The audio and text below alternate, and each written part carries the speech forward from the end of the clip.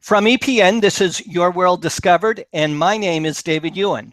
My guest today is Joshua Melville. He is a published author whose lifelong dream is to tell the full story of his father, Sam Melville, who was a political activist who confessed to bombing 8 institutions that were profiting off the Vietnam War. And he was killed in the Attica Uprising in 1971. And recently, there has been Hollywood interest in Attica, and we'll be talking with Joshua about that in just a moment.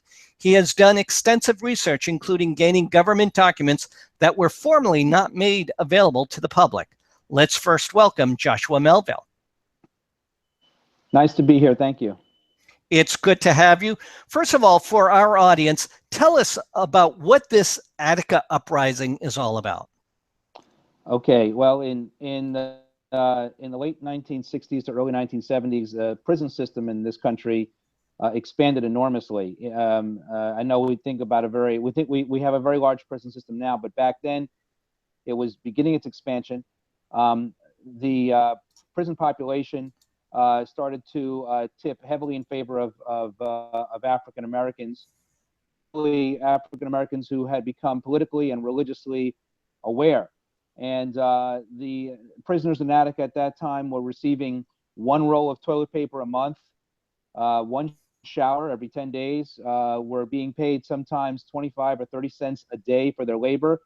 Meanwhile, the things they had to buy in commissary, such as soap, were costing $4 or $5. So it was truly a slave labor plantation style situation.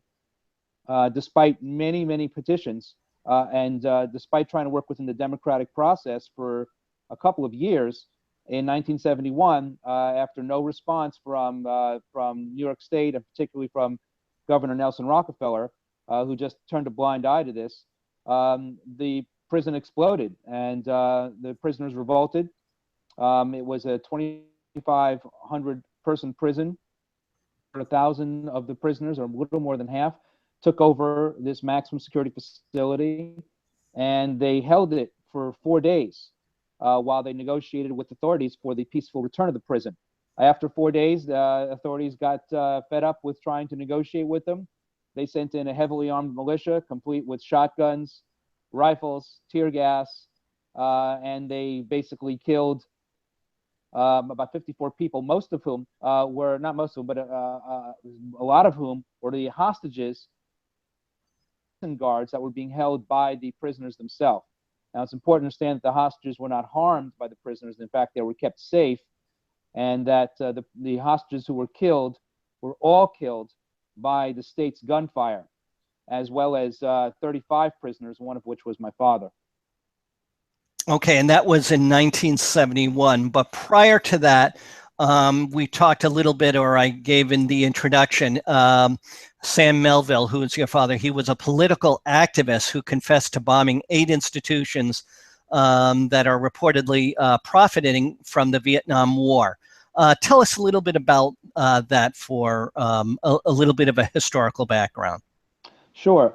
Well, in the late 1960s, we were experiencing a cultural revolution, and it was believed by the youth of America at that time that we were potentially overthrow this government, and a movement called the New Left evolved out of the youth movement. It included things like the Yippies, the Black Panthers, and the Weathermen.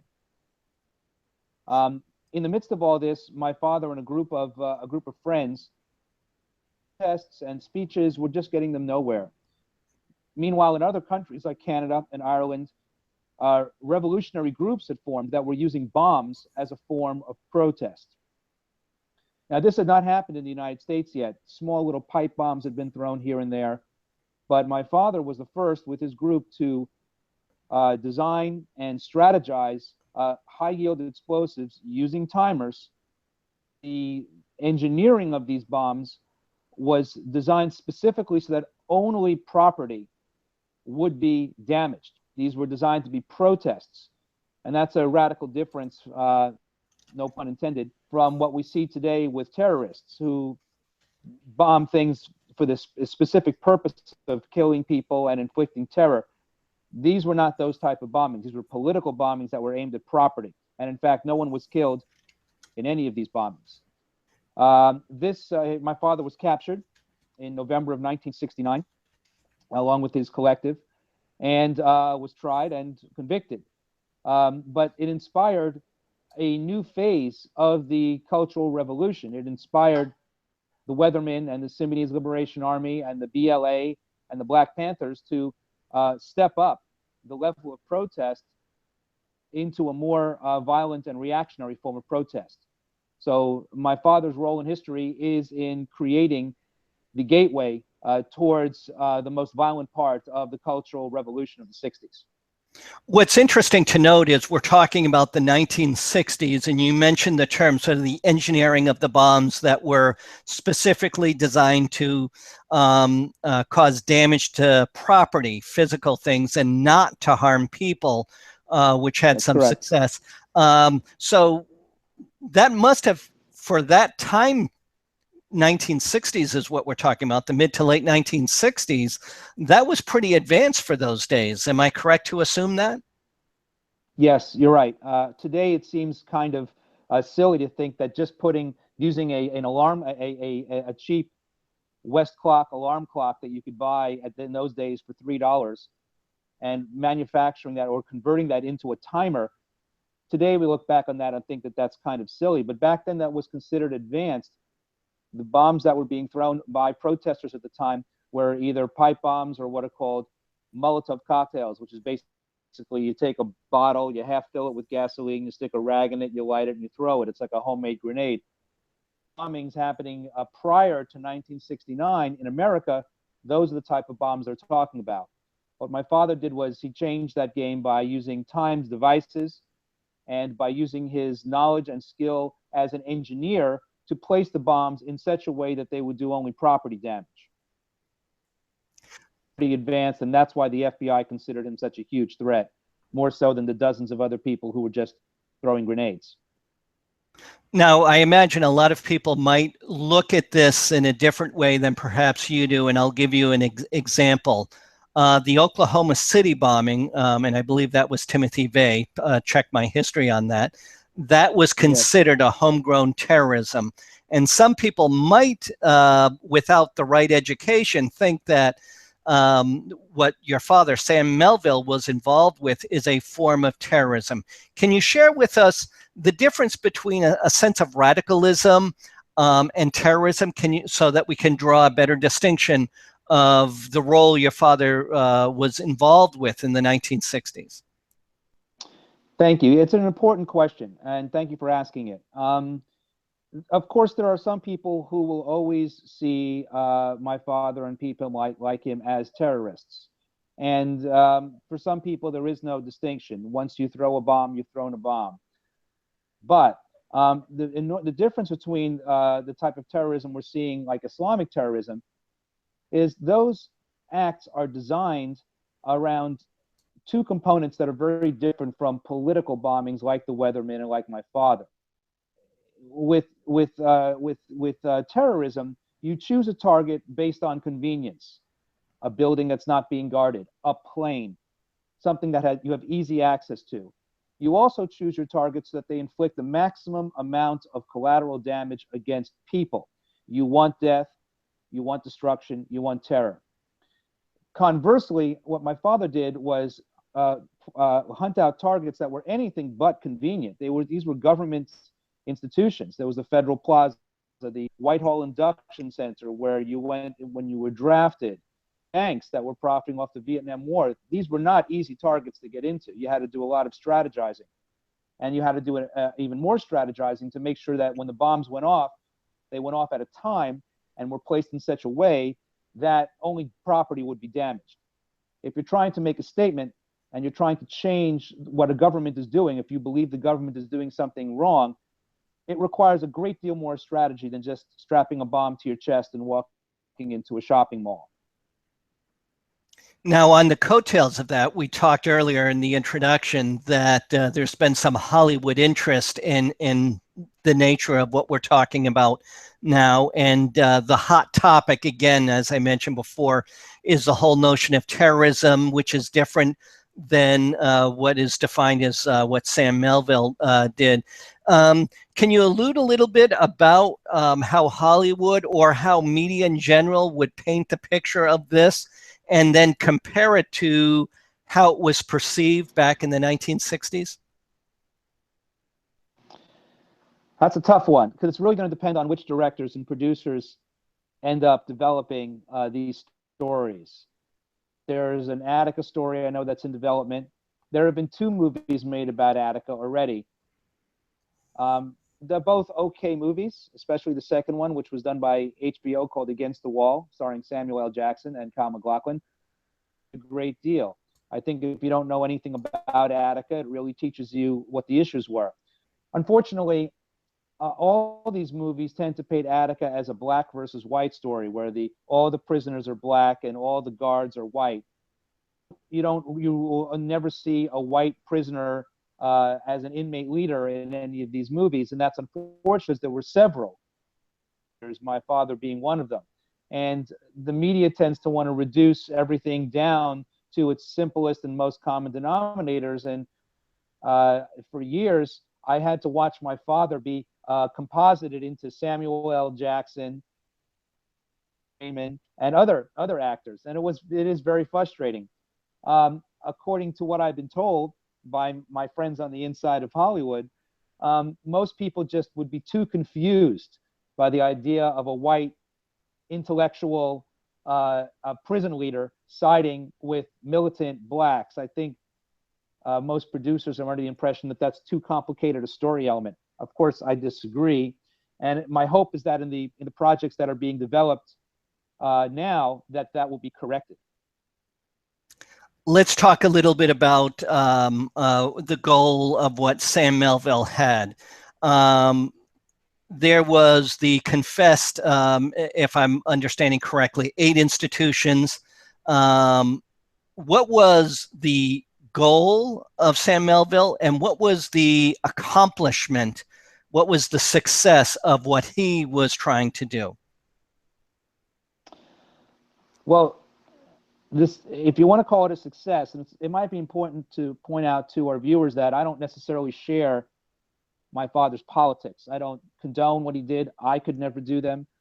I don't think I could ever be friends with someone who would, go out and bomb buildings, because even though no one died, someone eventually will get seriously hurt or killed with using explosions as a form of protest. So personally, I don't agree with this, but I'm trying to be a historian here, and I'm trying to give my father his place in history, which he clearly deserves.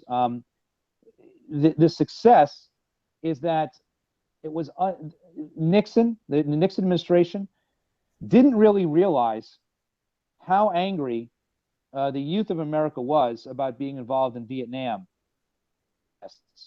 Yes, there was a lot of activity, but when you read about bombings in those days, in 67, 68, 69, it was always going on somewhere else. It was going on with the IRA in Ireland, and in Canada, in Quebec.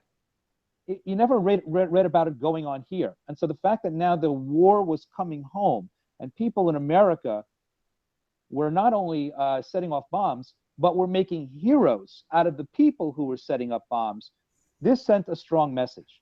And I believe, and I think most historians believe, that this did help end our involvement in Vietnam much sooner than it would have had it not happened. Now, we were talking earlier in the introduction that there were 8 institutions that were profiting off the Vietnam War. Can you give us 1 or 2 examples of 1 or 2 institutions and the evidence that they were earning a profit from the effort? Yeah, I don't have the economic evidence. Standard Oil was one of the targets. This was owned by Nelson Rockefeller. Marine Midland Bank, the Whitehall Induction Center. And when you mention the 8 institutions, these are the 8 that he confessed to. There were other institutions in Chicago, Milwaukee, that were also on his target list.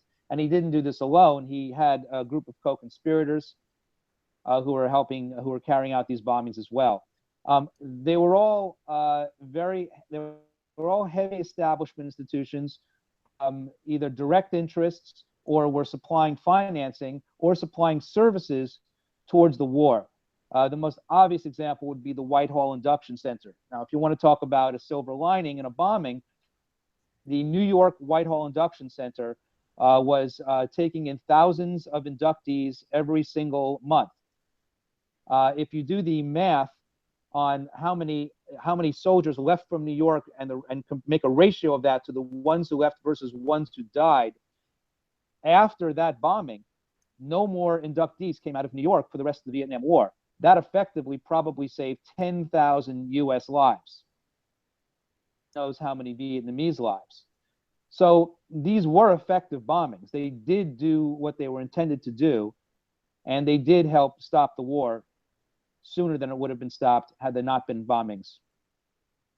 That being said, that would be the example of that word I used before. That's what I kind of meant by a success. What was the intended goal and what came out of that?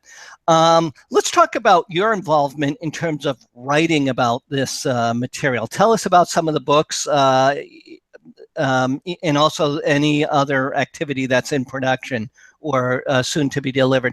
Tell us a little bit about what said to yourself, I got to write about this. I got to tell the story. Yeah, some of that question was cut off, but do you want to repeat it? Or? Yes, what I'm looking for is to get an understanding of how you decided to write about your father. What was the seed that was planted that said, I've got to write about this? Thank you. That's a good question. Well, I grew up with it. You know, when I was around 11 or 12 years old, my father and I had been communicating through letters, and he had kind of disappeared for a couple of years. Said he was going to work on a reservation when in fact he was going underground and becoming. Then he got arrested. Then he went to prison, and my communication with him was through letters. But I had never known he was in prison. My mother would cut off the bottom of the letter that had his inmate number. After he died, after he was killed, later my mother sat me down and said, look, it's time you knew your father was in prison, and this is why he was in prison. And almost instantly it felt like my childhood was over. That day it just ended, and it became all about trying to understand this. I say in the book, a bullet ended his life, but it began my mission to understand him. And it began first by reading all the places in the newspaper articles that were about him, that had researched his life. You know, this is what happens when someone this sensational dies. You know, there's tons of retrospects, obituaries, and unfortunately a lot of rumors. And so over the years, my father kept getting footnoted in book after book after book about the 60s and about prison reform. And in a lot of cases, the personal information about him was wrong. Yes, they got his activities correct because those were very public, but his personal information was wrong, and his motivations for doing this were murky at best. I really wanted to understand this, and since these journalists and historians were becoming, my teachers, their work, and so it started by me vetting the work, vetting the things that were already written about him, and the more I vetted, the more I realized how much was incorrect. And then I wanted to get the FBI files, and there were thousands of pages of FBI files, and they didn't want me to have them. And sure, they're available through the Freedom of Information Act, but as anyone who's ever tried to get documents through the Freedom of Information Act will tell you, the first thing you'll learn is that they're not actually free. There's an enormous fee for coming up with these documents. They used to charge you 25 cents a page, and this was back in like the 1980s when it was 6 cents a copy at your local copy store. And then the pages you would get, and there were thousands of them, so you had to come up with thousands of dollars. And then the pages you would get would be completely redacted. There'd be an entire page, with just like 3 lines on it, and the rest would be black. So you had to hire a lawyer, and you had to sue them, and you had to take them to court. And it took years and years and years and years. It took me over a decade to finally get a number of these. I think I ended up getting maybe 3,000 out of about 5,000 pages or something like that. And the other ones are mostly duplicates. Then I had to go through them and research them. And the stuff that was still redacted, I had to reverse engineer to find those names. And the more I dug, the more fascinating the story became. And then people started telling me, the real story here is not so much about your father, but your story and trying to find the truth. And so what I ended up with is a kind of what I call a double helix story. You've got my story on this side, which is trying to find the truth out about, a famous, parent. And then you've got my father's story, which has a whole bunch of other historical relevance. And it just grew and it grew and it grew. And now we're at the point where the book is halfway finished. It's called American Time Bomb. We're doing a crowdfunding campaign on Indiegogo to independently raise the money to publish the book, probably without a publisher or with perhaps just a publishing partner, but not through the traditional route of getting the publisher to finance the development of the book. I found after writing a number of books and dealing with a number of publishers over the years that this book is too politically sensitive and that there's very few publishers that would be able to do the book justice. So I decided to do it on my own. Now, again, I believe you said the book is called American Time Bomb. Did I get that right? And for people looking for the book, and again, your name is Joshua Melville, and again, the book that is soon to be released is called American Time Bomb. Do we have a release month or year or date? Any sense of when it'll come out? I'm sorry, what? I was just checking on the anticipation of when the book American Time Bomb will be out. Probably early in 2018.